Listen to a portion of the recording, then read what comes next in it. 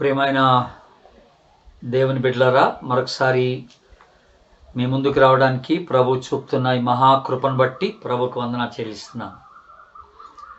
ఆయా రీతులుగా మన వాక్యాన్ని వింటూ బలపడుతూ వస్తున్నందుకై ప్రభుకి ఎంతో కృతజ్ఞత చెల్లిస్తున్నాను. అలాగే మీరు కూడా క్రమమైన రీతిలో వాక్యాన్ని పఠిస్తూ ధ్యానిస్తూ మరి ఆధ్యాత్మికంగా బలపడుతూ ఎదుగుతున్నారని నమ్ముతూ ఉన్నాను. ఈ రోజున మన విశ్వాస జీవితానికి సంబంధించి ఒక అంశాన్ని మీ ముందుకు తీసుకురావాలని నేను ఇష్టపడుతున్నాను. అదేంటంటే విశ్వాసమే. మరి విశ్వాసం అంటే దేని గురించి మాట్లాడుతున్నాను? బైబిల్లో విశ్వాసం అనగానే విస్తారమైనటువంటి విషయాలు విశ్వాసాన్ని గురించి మాట్లాడుకోవడానికి బైబిల్లో ఉన్నాయి. కానీ మరి అన్నీ మాట్లాడలేము ఒకేసారి. ఈ రోజున పర్టికులర్గా నేను ఏం మాట్లాడాలనుకుంటున్నానంటే, మన ప్రతిదిన జీవితంలో విశ్వాసాన్ని ఎట్లా మనం కనపరచాలి అది మనం మాట్లాడుకుంటాం. మన ప్రతిదిన జీవితంలో విశ్వాసాన్ని మనం ఎట్లా కనపరచుకోవాలి? That's very important question. Faith in our everyday life or faith in our day to day life. దినదిన మన జీవితంలో విశ్వాసం అనేది ఎట్లా మనం కనపరచాలి, ఎట్లా మన జీవితానికి అన్వయించుకోవాలి, ఎలాగ విశ్వాస సహితంగా మనం జీవించి ప్రభుని సంతోషపెట్టాలనేది మనం ఆలోచన చేస్తాం. ఎందుకంటే ప్రతివానిలో మనం జాగ్రత్తగా ఆలోచన చేస్తే ఒక విశ్వాసం అనేది ఒకటి ఉంటుందండి, ఒక నమ్మకం. అది దేవుని మీద విశ్వాసం అని చెప్పడానికి లేదు. మనం ఒక నమ్మకం అనేది ప్రతి వ్యక్తిలోనూ ఉంటుంది. అది ఏ మతానికి చెందిన వాళ్ళైనా ఉంటుంది. ఉదాహరణకు మనం ప్రొద్దున్నే లేచి మోటార్ సైకిల్ తీసుకొని మనం ఆఫీస్కి అని బయలుదేరినప్పుడు ఈ మోటార్ సైకిల్ మధ్యలో పంచర్ అయిద్దని ఎప్పుడు అనుకోం మనం. నాకేదో యాక్సిడెంట్ అయిద్దని ఎప్పుడు అనుకోం మనం. ఆటోమేటిక్గా we take it for granted that we will reach our destiny safely. మనం అనుకున్నటువంటి స్థలానికి క్షేమంగా వెళ్తామని మనకు అనుకుంటాం, నమ్మిక ఉంటుందా. It's a general faith. దాన్ని ఏమంటామంటే జనరల్ ఫెయిత్. అలాగే బస్సులో ప్రయాణం చేసినప్పుడు, రైల్లో ప్రయాణం చేసినప్పుడు, ట్రైన్లో అది ట్రైన్ పట్టాలు తప్పి వెళ్ళిపోద్దని ఎప్పుడు అనుకోం మనం. టక్కని టికెట్ తీసుకుంటాం, ఇంకా ట్రైన్ రావట్లేదని ఎదురు చూస్తాం, రాగానే ఎక్కుతాం, సరదాగా కూర్చుంటాం. అసలు యాక్సిడెంట్ గురించి ఆలోచన చేయం మనం అది జరిగేంత వరకు. క్షేమంగా వెళ్ళిపోతాం అన్నటువంటి ఒక బలమైనటువంటి నమ్మకం మనకి, ఒక దృఢ నమ్మకం అనుకుంటే. దట్స్ కాల్డ్ జనరల్ ఫెయిత్ అనమాట, జనరల్ ఫెయిత్. అలాగే ఫ్లైట్ ఎక్కినోడు కూడా అలాగే అనుకుంటాడు, పడిపోతానని ఎప్పుడు అనుకోడు, కొత్తగా ఎక్కినోడు తప్పితే. మామూలుగా రెగ్యులర్గా ప్రయాణం చేసేవాడికి అది అలవాటు అయిపోద్ది. ఒక గట్టి నమ్మకం వచ్చేస్తుంది దాని మీద. నేను ఎలాగో ఎక్కుతున్నాను, అవతల గమ్యానికి చేరిపోతాను క్షేమంగా అని వాడు నమ్మేస్తాడనమాట. ఇలాగా అనేకమైనటువంటి విషయాలు మనం ఆలోచన చేస్తున్నప్పుడు మనము ఒక జనరల్ ఫెయిత్తోనే ఈ లోకంలో మనం జీవిస్తున్నట్టుగా మనకు కనపడుతూ ఉంటుంది. బట్ ఈ రోజున నేను మాట్లాడాలనుకున్నటువంటి అంశం ఏంటంటే, మన ప్రతిదిన జీవితంలో ఒక విశ్వాసిగా నా విశ్వాసాన్ని నేను ఎంతవరకు ఉపయోగిస్తున్నాను అది వెరీ ఇంపార్టెంట్. బైబిల్లో కూడా నేను చాలా ఎగ్జాంపుల్స్ ఈ రోజున మీ ముందుకు తీసుకొస్తాను. నా ఎవ్రీడే లైఫ్లో దేవుని యందు నాకున్నటువంటి విశ్వాసాన్ని నేను ఎట్లా వ్యక్తపరుస్తున్నాను అన్నది చాలా ఇంపార్టెంట్ క్వశ్చన్. అది దాని గురించి మనం మాట్లాడతాం. అయితే ఒకటి, ఈ విశ్వాసాన్ని గురించి మాట్లాడటానికంటే ముందుగా అవిశ్వాసానికి గుర్తులు ఏమిటో చూపిస్తాను. ఒక వ్యక్తిలో విశ్వాసం లేదు అనడానికి గుర్తులేమిటి అది మీకు చూపిస్తాను. మొట్టమొదటిగా ఫర్ ఎగ్జాంపుల్, నీకేదైనా అవసరత ఉండినప్పుడు, అత్యవసరత, నువ్వు గబుక్కని ఆ పక్కింటి దగ్గర పరిగెత్తావు, నీ ఫ్రెండ్కి కాల్ చేస్తావు, లేకపోతే మీకు తెలిసిన బంధువులకి కాల్ చేస్తావు, నాకు సహాయం కావాలని నువ్వు అడుగుతావు, చూసావా? అలాగ చేసినప్పుడు నువ్వు దేవుని యందు నీకు విశ్వాసం లేదని లెక్క అన్నమాట, నమ్మిక లేదన్నట్టు లెక్క. అంటే ఫస్ట్ అసలు నువ్వు ఎవరిని సంప్రదించాలన్నట్టు ఆలోచన నీలోకి వస్తుంది. మనుషుల్ని ఆశ్రయిస్తున్నావా, లేక నువ్వు దేవుణ్ణి ఆశ్రయిస్తున్నావా అన్నది ప్రశ్న ఇక్కడ. సో విశ్వాసాన్ని గురించి మనం ఆలోచన చేసేటప్పుడు ఇది చాలా ప్రాముఖ్యమైనటువంటి విషయం దేవుని. అలాగే నీలో నమ్మిక లేదు, విశ్వాసం లేదంటానికి మరొక గుర్తు, నువ్వు రాత్రంతా నీ పడక మీద పడుకొని అటు బొర్లి ఇటు బొర్లి అటు బొర్లి ఇటు బొర్లి ఏదో ఆలోచిస్తూ నిద్రపోకుండా రాత్రంతా అలా గడిపేసావు అనుకోండి, దాని అర్థం ఏంటంటే నీకు దేవుని మీద నమ్మకం లేదన్నమాట. నువ్వు దేని గురించో బాగా ఆలోచన చేస్తున్నావు, నీకు నిద్ర పట్టడం లేదు. అదే దేవుని మీద విశ్వాసం ఇచ్చినవాడు ఏం చేస్తాడంటే ప్రార్థన చేసుకుంటాడు, తన సమస్య ప్రభువుకి చెప్తాడు, నిశ్చింతగా వాడు పడుకుంటాడు అన్నమాట. దాని గురించి ఆలోచన చేయడే, నిశ్చింతగా నిద్రపోతాడు. కానీ చాలామంది విశ్వాసంలో ఈ రకమైనటువంటి విశ్వాసం మనకు కనపడదండి, ఆలోచన చేసినప్పుడు కనపడదు. విశ్వాసమైన మనం చాలామంది ప్రతిరోజు మన బైబిల్ చదువుతాం, దేవుడు మనకి ఇచ్చిన బైబిల్. ఈ బైబిల్లో చాలా వాగ్దానాలు ఉన్నాయి, ఇవన్నీ మనకు తెలుసు. ఈ బైబిల్ని ప్రేమిస్తున్నాం, ఇది దేవుని మాటలను నమ్ముతున్నాం, దేవుని వాగ్దానాన్ని నమ్ముతున్నాం. ఇంత నమ్మిన తర్వాత కూడాను నువ్వు ఇంకా నీ జీవితంలో నువ్వు చింతిస్తూ ఆ వాగ్దానాల్ని నువ్వు స్వతంత్రించుకోలేకపోతున్నావంటే నీకు దేవుని మీద నమ్మకం లేనట్టే లెక్క. దేవుని బిడ్డ, దేవుని మీద నమ్మకం లేనట్టు లెక్క. అలాగే ఒక ప్రాముఖ్యమైనటువంటి ఒక నిర్ణయం నీ జీవితంలో తీసుకోవాల్సినటువంటి సమయం వచ్చినప్పుడు, ఫర్ ఎగ్జాంపుల్ నీ లైఫ్ పార్ట్నర్ని నువ్వు చూస్ చేసుకోవాలి, లేదా ఒక ఉద్యోగానికి వెళ్ళాలి, ఒక వ్యాపారాన్ని స్టార్ట్ చేయాలి, లేదా ఒక క్రొత్తగా ఒక పరిచర్యను స్టార్ట్ చేయాలనుకోండి. అలాగా ఆ పరిస్థితి వచ్చినప్పుడు నువ్వు ఏమాత్రం కూడా కనిపెట్టకుండా, ప్రార్థన చేయకుండా, దేవుని సన్నిధిలో వేచి ఉండకుండా, దేవుని చిత్తాన్ని తెలుసుకోకుండా గబుక్కని నువ్వు నిర్ణయాలు తీసేసుకుంటున్నావంటే నీకు దేవుని మీద నమ్మకం లేనట్టే లెక్క, నమ్మకం లేనట్టు లెక్క. ఇది గుర్తుపెట్టుకోండి దేవుని బిడ్డ. అలాగే నీ భద్రత కొరకు, నీ సెక్యూరిటీ కొరకు నువ్వు మనుషులను ఆశ్రయించి బ్యాంక్ బ్యాలెన్స్ చూసుకుంటూ నాకు బాగానే ఉందిలే, నేను మేనేజ్ చేయగలనులే అని నువ్వు అనుకుంటూ ఉన్నావంటే నీకు దేవుని మీద నమ్మిక లేదని చెప్పాలి, విశ్వాసం లేదని చెప్పాలి. హెబ్రీ పత్రిక మనందరికి తెలిసిన వెరీ ఫెమిలియర్ వర్స్ ఒకటి ఉంది, 11వ అధ్యాయం 6వ వచనం. విశ్వాసము లేకుండా దేవునికి ఇష్టడై ఉండుట అసాధ్యం అన్నాడు. అసాధ్యం. విశ్వాసము లేకుండా దేవునికి ఇష్టడై ఉండుట అసాధ్యం.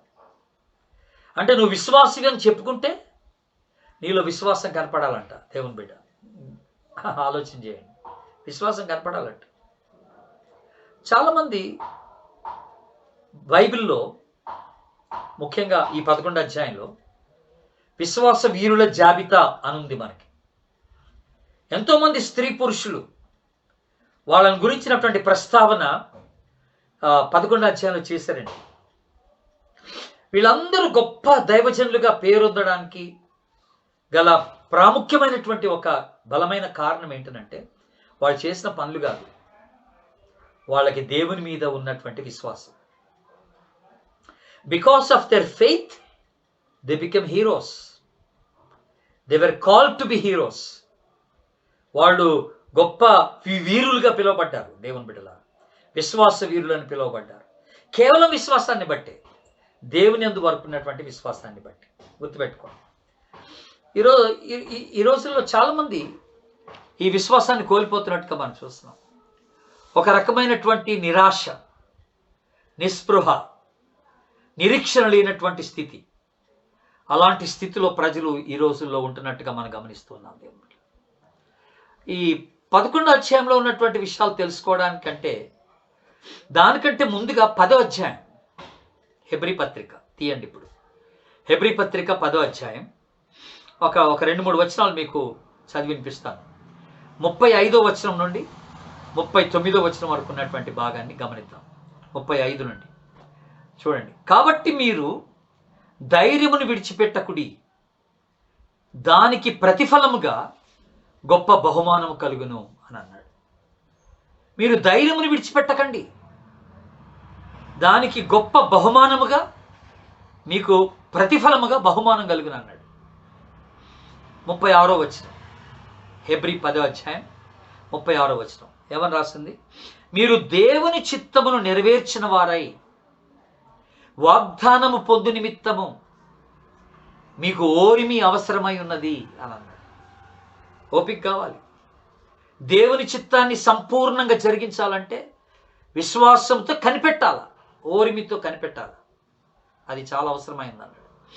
ఇప్పుడు అసలైన మాట మాట్లాడుతున్నాను. ఇక 38వ వచనం దాంట్లో చూడండి. ఇప్పుడు ఒక మాట, దాంట్లో రెండో భాగం, నా ఎదుట నీతిమంతుడైనటువంటి వాడు విశ్వాస మూలముగా జీవించును, కానీ అతడు వెనుక తీసిన ఎడల అతని యందు నా ఆత్మకు సంతోషం ఉండదు.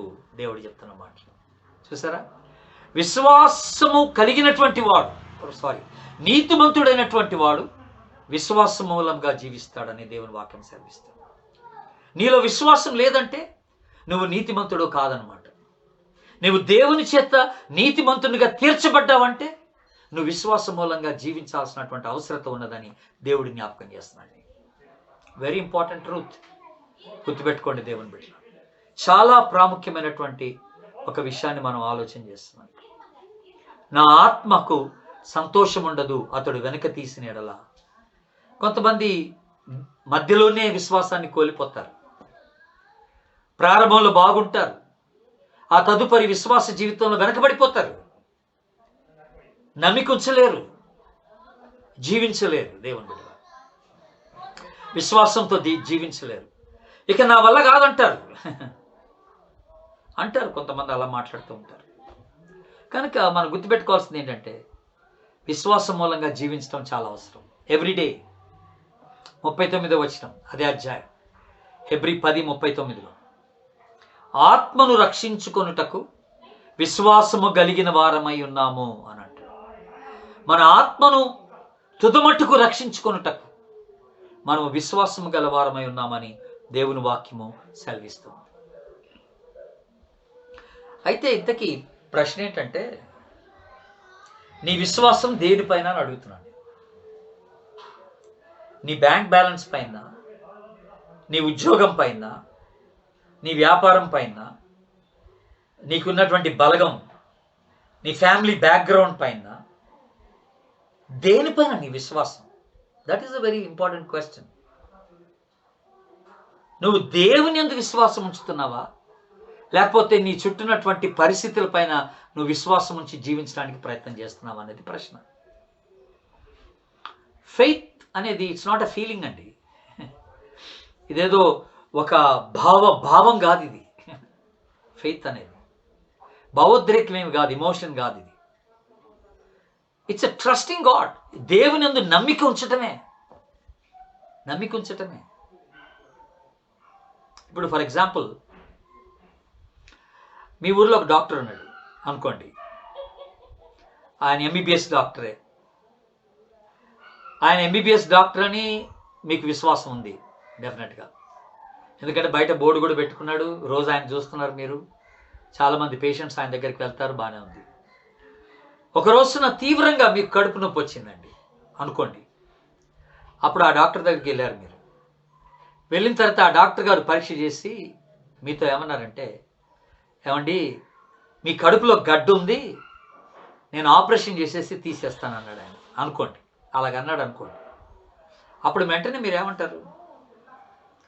మీ మనసులో ఇలాగ అనుకుంటారు. ఏమనుకుంటారంటే, మీరు డాక్టర్ని నాకు విశ్వాసం ఉంది, కానీ నా జీవితాన్ని మీ చేతిలో పెట్టడానికి నాకు అంత నమ్మకం లేదు. వెంటనే మనం ఏమంటామంటే, అయ్యా నేను పెద్ద డాక్టర్ దగ్గరికి వెళ్తాను, హైదరాబాద్ పోతాను, ఇంకో ఊరు పోతాను, పెద్ద డాక్టర్ దగ్గర చూపించుకొని నేను ఆపరేషన్ చేయించుకుంటానని మనం అంటాం. వెంటనే అనేస్తాం. చిన్న డాక్టర్ దగ్గర మన జీవితాన్ని మన చేతిలో పెట్టడానికి మనకు అంత నమ్మకం లేదనమాట. అతను డాక్టర్ని మనం విశ్వసించినా,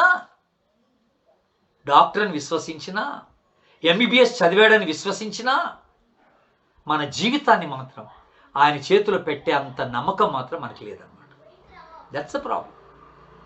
ఆ నమ్మకాన్ని గురించి మనం మాట్లాడుతున్నాం. ప్రతిరోజు ప్రభు పట్ల మనకు ఆ నమ్మిక ఉండాలన్న సంగతి మనం మాట్లాడుతున్నాం. మీరు అడుగుచున్న వాటినెల్లను పొంది ఉన్నామని నమ్ముడి. మార్క్స్ వార్త 11:24. అప్పుడు అది మీకు అనుగ్రహింపబడను. That is called faith. విశ్వాసం అనేది నువ్వు పొందుకోనప్పుడే పొందినట్టుగా నమ్మడం. విశ్వాసం అన్నది నీ దగ్గర లేనప్పుడు నువ్వు ఇవ్వడం. విశ్వాసం అన్నది నీకేం కనబడనప్పుడు నువ్వు ముందంజ వేయడమే. నీకేం అర్థం కానప్పుడు నువ్వు ముందుకు సాగటమే విశ్వాసం. దేవుని బిడ్డలారా, that's called faith. It's called faith. ఏదో కార్యం జరుగుతున్నప్పుడు విశ్వాసం కాదు అది. ఒక ఎగ్జాంపుల్ చెప్తాను. బైబిల్లో షడ్రక్, మెషక్, అబెద్నెగోలు ఉన్నారు.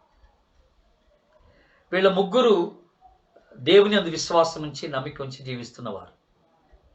ఒక రోజున వీళ్ళ ముగ్గురిని విశ్వాసాన్ని బట్టి, దేవుని యందు వీరుకున్న నమ్మికను బట్టి వీరిని అగ్నిగుండంలో వేయటానికి రాజుగారు సిద్ధపరుస్తారు. అగ్నిగుండంలో వేస్తామంటే అప్పుడు వీళ్ళు ఒక మాట అంటారండి. దానియేలు గ్రంథం ఏమంటారు తెలుసా? మా దేవుడు ఈ అగ్నిగుండం నుండి మమ్మల్ని కాపాడగలడని మాకు నమ్మిక ఉంది. అలాగే మేము నమ్ముతున్నాం. ఒకవేళ కాపాడకపోయినా మేము మాత్రం నీ విగ్రహానికి మొక్కేది లేదన్న. దట్ ఈస్ కాల్డ్ అసలైన విశ్వాసం అంటే అదే. నమ్మిక అంటే అదే. నిజమైన నమ్మిక ఏంటంటే మాకేదో మేలు జరుగుతుంది కనుక మేము విశ్వసించటం కాదండి. మా దేవుడు మమ్మల్ని రక్షింపకపోయినా మా నమ్మకం మా దేవుని మీద నుండి తొలగదు అని వాళ్ళు చెప్తున్నారు అన్నమాట. మా విశ్వాసం పోదని చెప్తున్నారు వాళ్ళు. గట్టి విశ్వాసం ప్రభు పట్ల ఉన్నదని జ్ఞాపకం చేస్తున్నారు.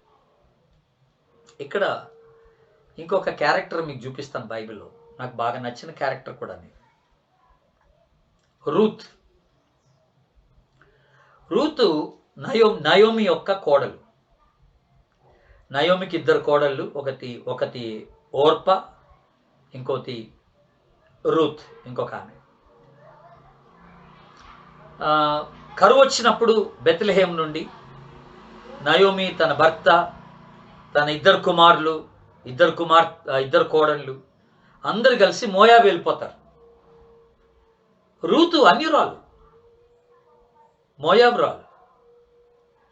వీళ్ళు మోయాబు వెళ్ళిపోయిన తర్వాత అక్కడ కొంతకాలం, ఒక 10 సంవత్సరాలు ఉన్న తర్వాత, ఈ 10 సంవత్సరాల కాలంలో భర్త చనిపోతాడు. నయోమి భర్త.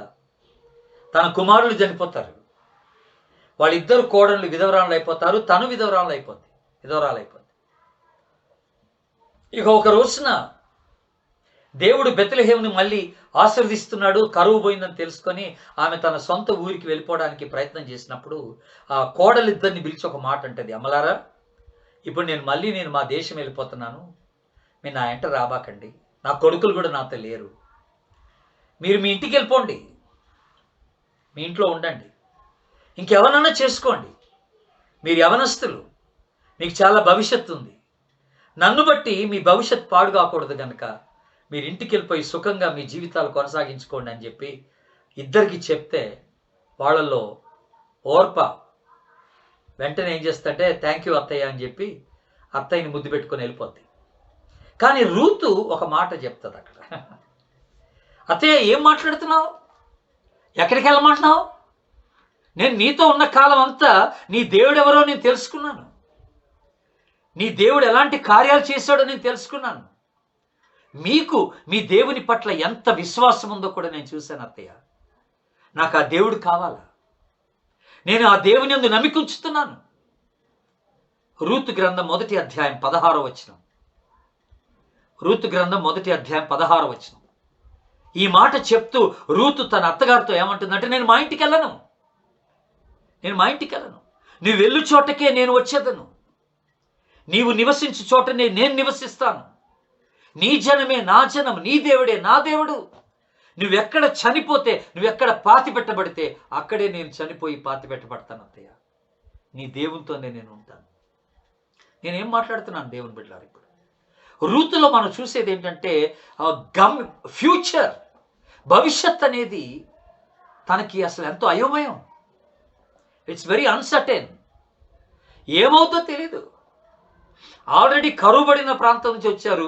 మళ్ళీ బెత్లెహేంకి వెళ్ళిపోవాల్సినటువంటి పరిస్థితి. భర్త కూడా లేడు, అటు మామగారు లేడు. కేవలం ఒక అత్తతో పాటు వెళ్ళి తన తన బ్రతికెలా బతుకుద్ది, తనకి ఎలాంటి భవిష్యత్తు ఉందో కూడా తనకు తెలియదు. అలాంటి పరిస్థితుల్లో, ఏమీ భవిష్యత్తును గురించినటువంటి అవగాహన లేనటువంటి పరిస్థితుల్లో ఆమె పరిపూర్ణంగా దేవుని యందు విశ్వాసం ఉంచి ఆమె అత్తగారితో వెళ్ళడానికి ఇష్టపడింది. What a faith it is! ఎంత గొప్ప నమ్మిక అండి. కొన్నిసార్లు మనకి భవిష్యత్తు ప్లాన్స్ కావాలి,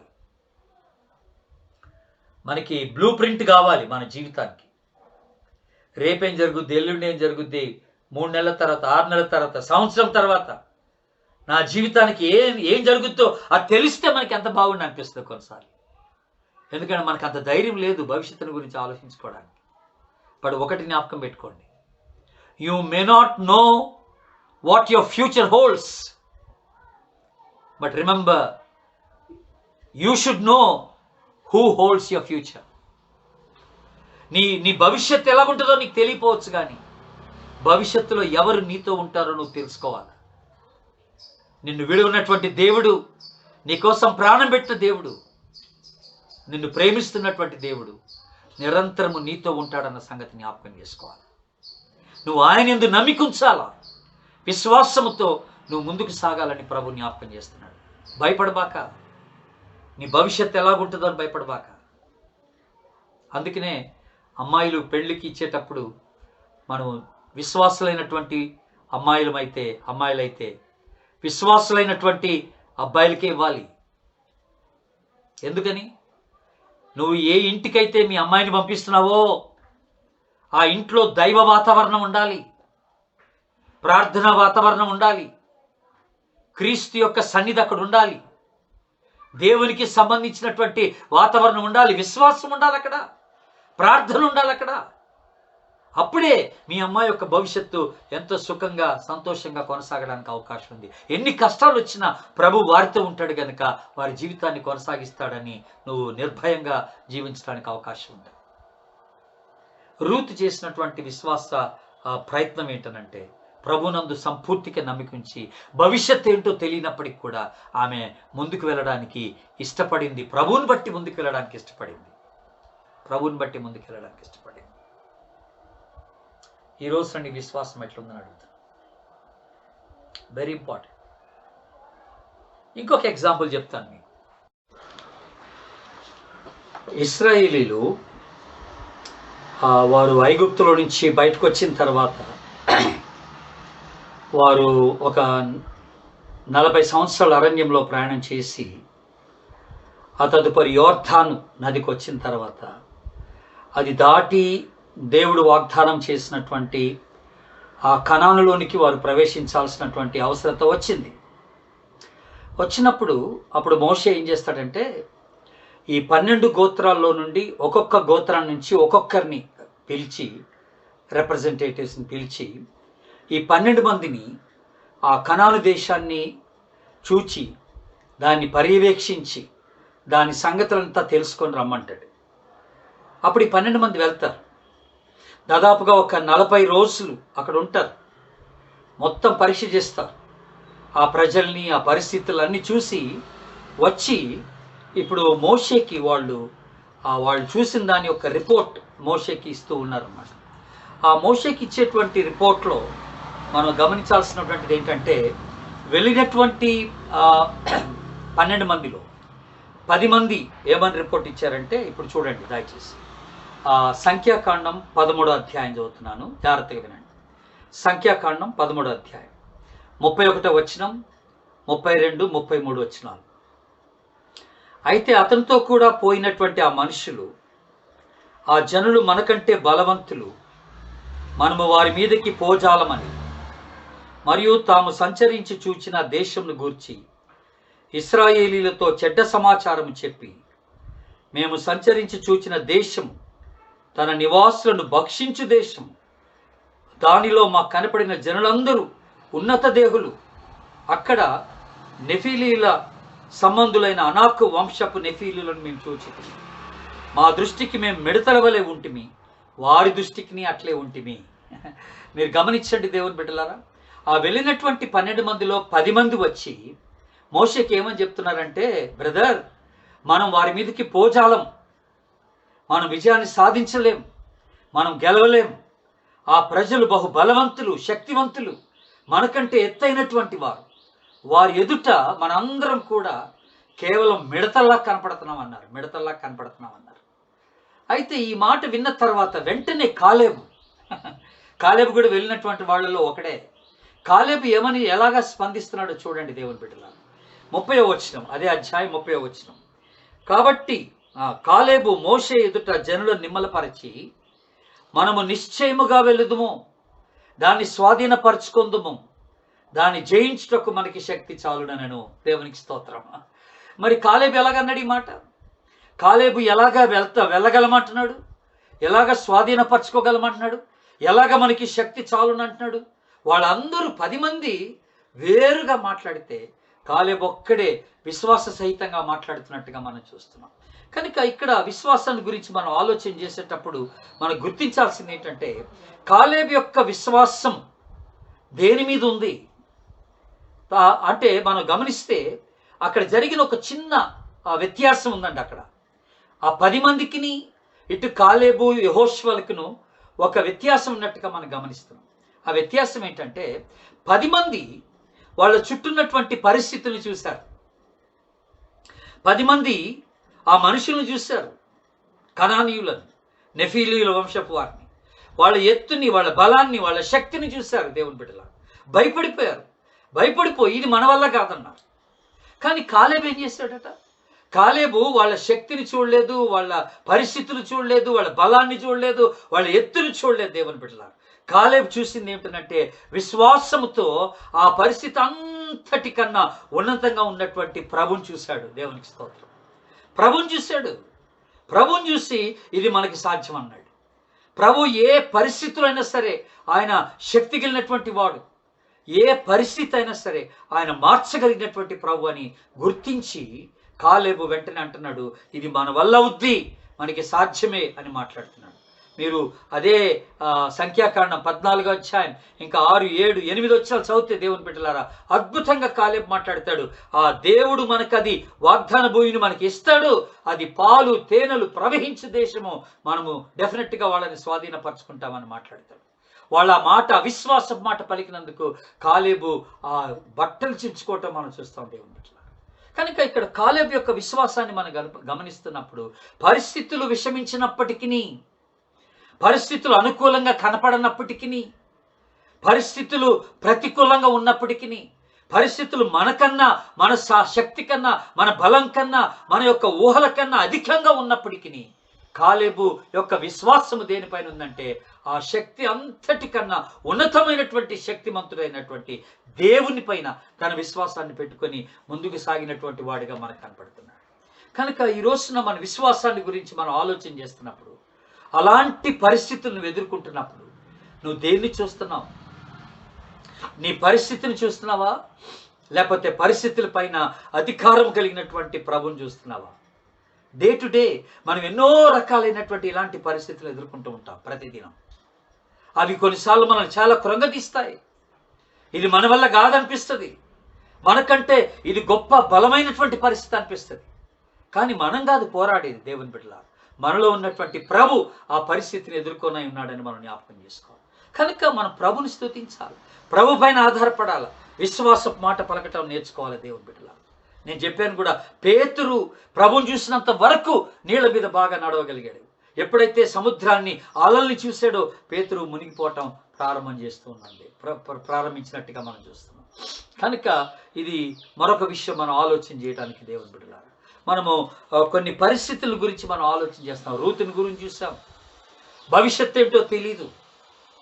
ఇప్పుడు కాలేబుని చూసాం, పరిస్థితి అంతా కూడా విషమించున్నది, పరిస్థితి మనకి మించినట్టుగా కనపడుతుంది. అయినా కూడా కాలేబు తన విశ్వాసము దేవుని మీద ఉంచినట్టుగా మనం గమనిస్తూ ఉన్నాం. మరొక బెస్ట్ ఎగ్జాంపుల్ మనకు కనపడుతున్నటువంటి ఎగ్జాంపుల్ ఏంటంటే దానియేలు జీవితాన్ని చూస్తే, అతడు ఆ నెబుకద్నెజర్ దగ్గర రోజుకు 3 సార్లు ప్రార్థన చేసేవాడంట. యెరూషలేము వైపు కిటికీలు తెరిచి, తలుపులు తెరిచి ఆయన 3 సార్లు తన దేవునికి ప్రార్థన చేస్తూ స్తుతిస్తూ వచ్చాడు దేవుని బిడ్డల. అయితే ఆయన ప్రార్థన చేస్తున్నందుకు వాళ్ళు పెట్టిన విగ్రహాన్ని పూజించినందుకు అతన్ని సింహ బోన్లో వేయటం జరిగింది. సింహ బోన్లో. ఇప్పుడు మీరు గమనించండి పరిస్థితి. మీరు ఎప్పుడన్నా ఎక్కడన్నా దానియేలు సింహ బోన్లో పడవేయబడినటువంటి ఒక చిత్రపటాన్ని చూశారండి? చూసుంటారని అనుకుంటున్నాను. నేను చూశాను, 2-3 పటాలు చూశాను. దాదాపుగా ప్రతి చిత్రపటంలో వాళ్ళు గీసిన దృశ్యం ఎలా ఉండిందంటే, ఆ దానియేలు ఆ సింహ బోన్లో సింహాలన్నీ కూడా చుట్టూ కూర్చొని ఉంటాయి. కూర్చొని అవి విశ్రాంతి తీసుకుంటున్నట్టుగా ఉంటాయి. ఆ తర్వాత వాటి మధ్య దానియేలు నిలువుగా మోకరించి ఆయన చేతులు వెనకాల పెట్టుకొని అలాగా పైకి చూస్తున్నట్టుగా ఉంటుంది దేవుని వైపు. మీరు పిక్చర్ గమనిస్తే వాళ్ళు వేసిన చిత్రపటం అలాగుంటుంది దేవుని బిడ్డ. అక్కడి నుంచి ఒక చిన్న వెలుగు దానియేలు మీద ప్రసరిస్తున్నట్టుగా ఉంటుంది. మీరు గమనించారా ఆ పిక్చర్? ఎప్పుడన్నా మీరు ఊహించుకోగలరా? దానియేలు గురించినటువంటి పిక్చరు సింహ బోన్లో అలాగ వేసి పెడతారు. అది నాకు చాలా నచ్చింది ఆ పిక్చర్. అక్కడ ఏంటంటే సింహ బోన్లో పడిన దగ్గర నుండి ఒకవేళ మనమే ఉంటే వెంటనే మనకి ఎంత భయం వేస్తుందంటే, ఆ సింహాలన్నీ కూడా ఆకలికొని ఉన్నటువంటి సింహాలు.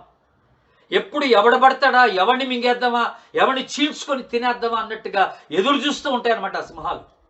అలాంటి సింహాల మధ్యలోనికి దానియేలు పడవేయబడ్డప్పుడు దానియేలు చేసింది ఏంటో తెలుసా అండి? సింహాల వైపు చూడలేదు. మనమైతే ఏం చేస్తామండి? ఒక మూలలో కూర్చొని ఆ సింహాల వైపే చూస్తాం దృష్టి అంతా. అవి ఎప్పుడు కదులుతాయా అని మనం ఏదో ఎక్కడో ఒక మూలకి సర్దుకోవడానికి ప్రయత్నం చేస్తూ ఉంటాం. మన దృష్టి అంతా సింహాల మీద, కదలిక మీద ఉంటుంది. కానీ ఇక్కడ ఆ పిక్చరైజేషన్ నేను ఎందుకు బాగా నచ్చింది అన్నానంటే, ఆ పిక్చరైజేషన్లో మనకు కనపడుతున్న దృశ్యం ఏంటనంటే, దానియేలు ఆకాశం వైపు చూస్తున్నాడు. తన చుట్టూన్న భయాన్ని కలిగిస్తున్నటువంటి పరిస్థితిని చూడలేదు దానియేలు. తన విశ్వాసం ఎక్కడుంది? తన ఫోకస్ ఎక్కడుందంటే దేవుని మీద ఉంది తన ఫోకస్. దేవునికి స్తోత్రం.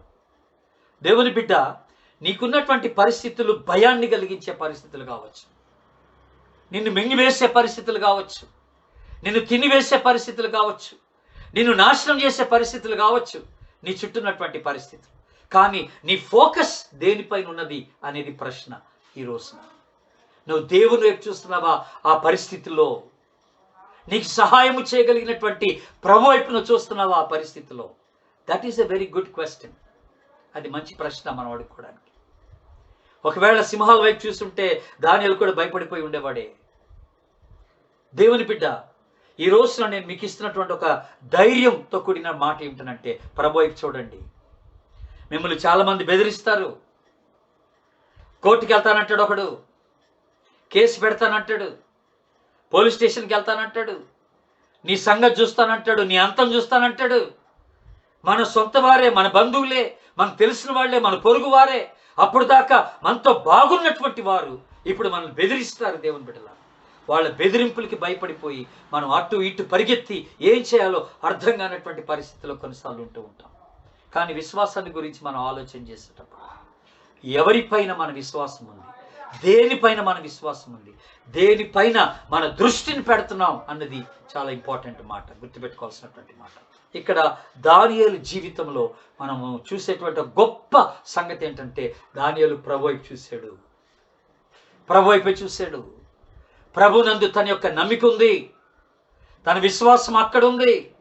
ఎలాంటి భయాన్ని కలిగిస్తున్నటువంటి పరిస్థితి అయినా కూడా నన్ను ఏవి చేయలేవన్నటువంటి మాట దానియేలు నమ్మాడు.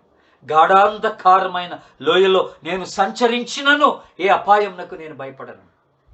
ఇంగ్లీష్లో ఉంది మరణాంధకారమైనటువంటి లోయ, మరణకరమైన పరిస్థితి, భయాన్ని కలిగిస్తున్న పరిస్థితి, కృంగదీస్తున్నటువంటి పరిస్థితి. నేను భయపడాల్సిన అవసరం లేదు, నా ప్రభు నాతో ఉన్నాడు. నా ఫోకస్ అంతా కూడా నేను ప్రభు పైనే పెడతాను అని ఇక్కడ దానియేలు మనకి జ్ఞాపకం చేస్తున్నాడు. మరొక క్యారెక్టర్, ఈ విశ్వాసాన్ని గురించి ఆలోచన చేసేటప్పుడు మరొక వ్యక్తి నాకు గుర్తొస్తున్న వ్యక్తి ఎవరంటే అబ్రహాం. దేవుడు అబ్రహాంతో చెప్పాడు ఆదికాండం 12వ అధ్యాయంలో, నేను నీకు చూపిస్తున్న దేశానికి వెళ్ళమన్నాడు.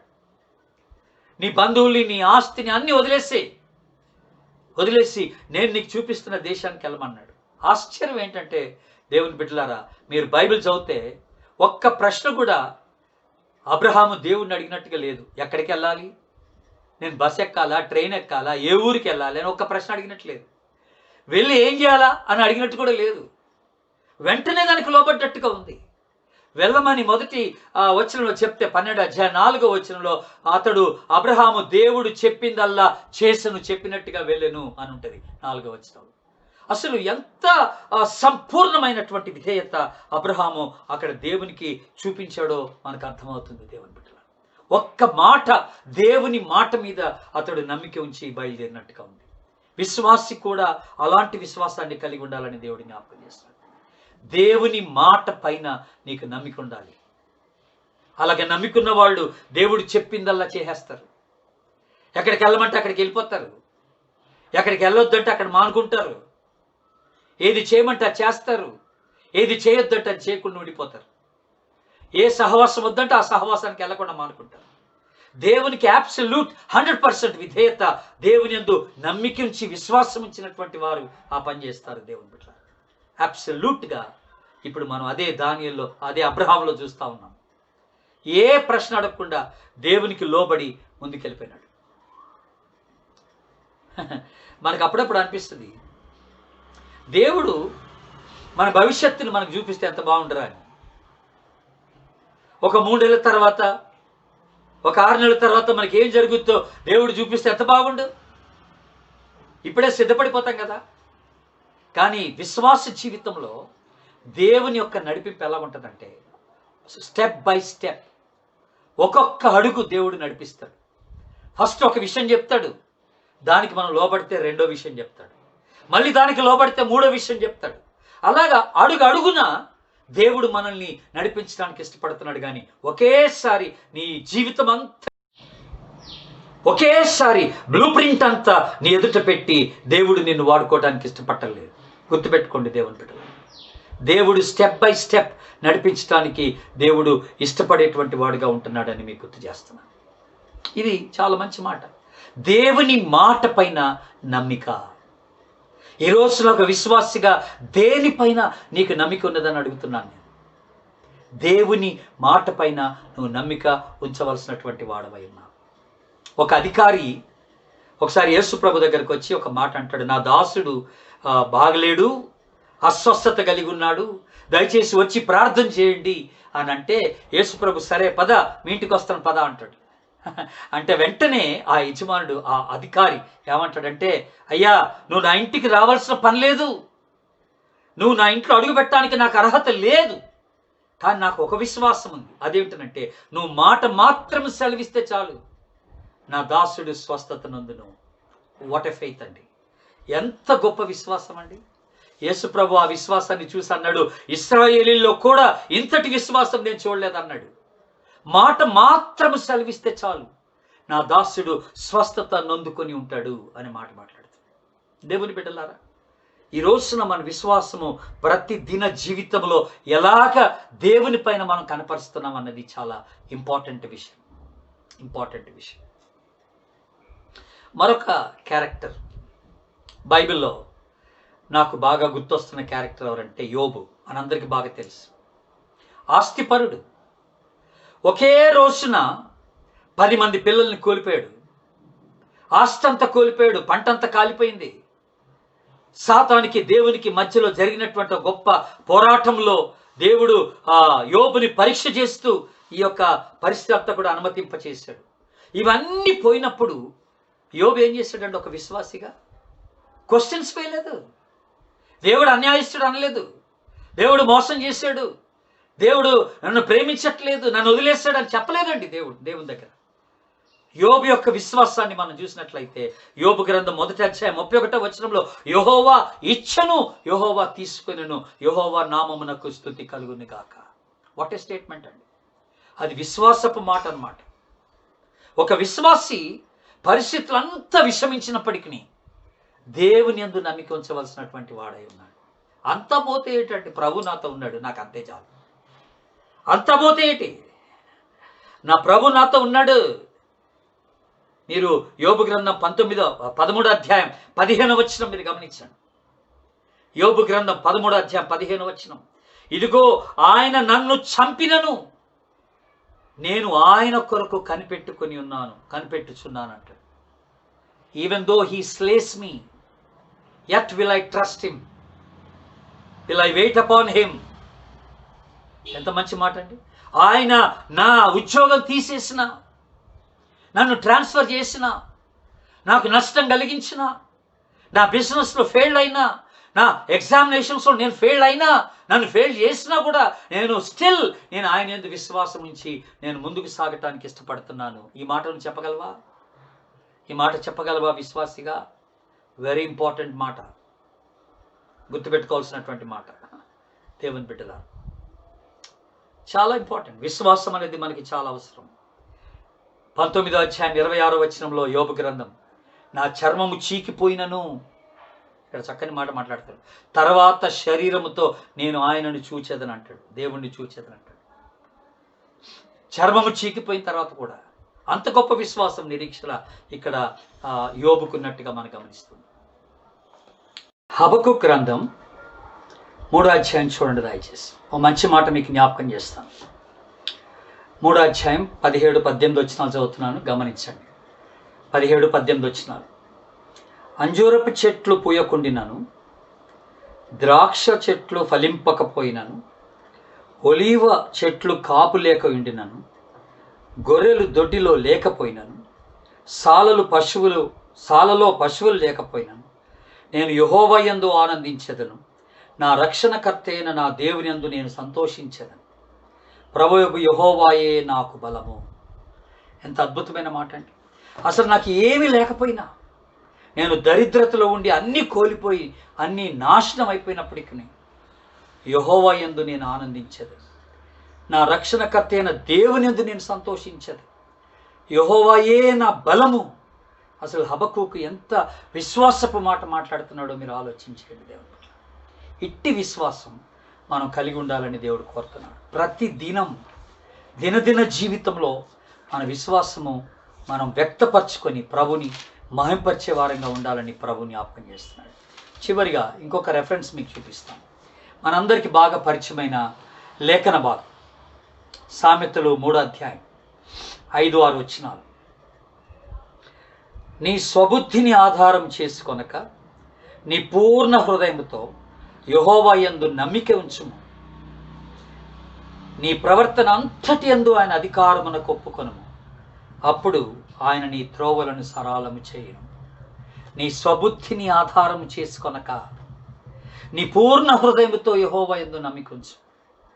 This is exactly what we as believers have to do. విశ్వాసులంగా మనం చేయాల్సిన పని ఇదే దేవుని బిడ్డలారు. పూర్ణ హృదయముతో యెహోవా యందు నమ్మిక ఉంచవలసిన వారమైంటున్నాం. విశ్వాసాన్ని గురించి ఆలోచన చేసేటప్పుడు నాకు ఒక మంచి ఎగ్జాంపుల్ గుర్తొస్తాం. అసలు విశ్వాస జీవితంలో ఈ విశ్వాసం అనేది ఎలాంటిదంటే, అంధకారంలో నువ్వు యేసు ప్రభు చేతిలోనికి వేసేటువంటి ఒక గంత అన్నమాట. ఆయన హస్తాల్లోకి దూకటం. మనందరికీ బాగా అనుభవం అని నేను అనుకుంటున్నాను. తల్లిదండ్రులైనటువంటి వారికి, పిల్లలు కలిగినటువంటి వారికి. మనకి చిన్నపిల్లలు ఉంటారు, 5-6 సంవత్సరాల పిల్లలు. వారు అప్పుడప్పుడు గబుక్కని మంచం మీద నుంచి మన మీద దూకేస్తారు, టేబుల్ మించి దూకేస్తారు, గోడ మించి దూకేస్తారు మన మీదకి. మనము ఊహించినటువంటి టైంలో దూకేస్తారు. అప్పుడు టక్కని మనం వాళ్ళు పట్టుకుంటాం, వాళ్ళు కింద పడరు. అలాగెందుకు దూకారా అని గద్దిస్తాం, కానీ పట్టుకుంటాం. వాళ్ళకి ఆ నమ్మకం కూడా ఉంది, చెప్పకపోయినా దూకేస్తారు వాళ్ళు. ఎందుకంటే మా డాడీ నన్ను పట్టుకుంటాడని వాళ్ళకి ఒక నమ్మకం అన్నమాట. ఇప్పుడు ఫర్ ఎగ్జాంపుల్ మనమే స్వయంగా మన బాబుని తీసుకెళ్ళి ఒక గోడ మీద నిలబెట్టి మనం కొంత దూరం నిలబడి, అరే ఇప్పుడు దూకిరని పట్టుకుంటానంటే వాడు దూకడు. కారణం ఏంటో తెలుసా అండి? వాడు ఆ గ్యాప్ చూస్తాడు అన్నమాట. మనకి ఆ గోడకి మధ్యలో ఉన్నటువంటి గ్యాప్ని చూస్తాడు, భయపడిపోతాడు. అప్పుడు వాడు ఏమంటాడంటే నిదానంగా, డాడీ కొంచెం దగ్గర రా అంటాడు అనమాట. కొంచెం దగ్గర రా అంట. అది ఎంత మంచి ఆలోచన అండి. అంటే డాడీ దగ్గరకు వస్తున్న కొలది వాడిలో విశ్వాసం, నమ్మకం పెరుగుతూ ఉంటుంది అనమాట ఆ పని చేయడానికి. అలాగే విశ్వాస జీవితంలో దేవునికి నువ్వు ఎంత దగ్గరకు ఉంటావో అంతగా నీ విశ్వాసం పెరగడానికి అవకాశం ఉందన్నమాట. ప్రభువులో నువ్వు గొప్పగా బలపడి గొప్ప కార్యాలు ప్రభు కోసం చేసి ధైర్యంతో ముందుకు సాగడానికి అవకాశం ఉంటుంది అన్నమాట. ప్రభుకు దూరం ఉన్నంత వరకు నీకు విశ్వాసం ఉండదు. ఇప్పుడు ప్రశ్న ఏంటంటే, ఇంత విశ్వాసాన్ని గురించి మాట్లాడుకొని అసలు ఈ విశ్వాసం ఎట్లొస్తుంది అనేది ప్రశ్న. ఎట్లొస్తుంది అని అంటే సింపుల్. రోమియోలకు రాసిన పత్రిక 10వ అధ్యాయం 17వ వచనం ఏమని రాస్తుందండి? వినుట వలన విశ్వాసము కలుగును, క్రీస్తుని గూర్చిన మాట వినుట వలన కలుగును. That's all. వినుట వలన విశ్వాసం. ఏమి వినుట వలన? దేవుని మాట వినుట వలన. వాక్యం ఎంతగా చదువుతావో అంతగా నీ విశ్వాసం పెరుగుతుంది. దేవునికి దగ్గర అవడం, వాక్యాన్ని ధ్యానించడం. వాక్యం దూరం అయితే విశ్వాసం ఉండదు. విశ్వాసిగా నేను చేయాల్సిన పని ఏంటంటే ప్రతి దినం వాక్యంలో వేరు పారాలి. మన విశ్వాసాన్ని బలపరచుకోవాలి. విశ్వాస సహితమైన జీవితాన్ని జీవిస్తూ మనం ప్రభు మహిమార్థమై ముందుకు సాగవలసినటువంటి వారమై ఉంటున్నాం. అట్టి కృప పరిశుద్ధాత్మ దేవుడు మనందరికీ దయచేయను గాక. ఆమేన్. God bless you.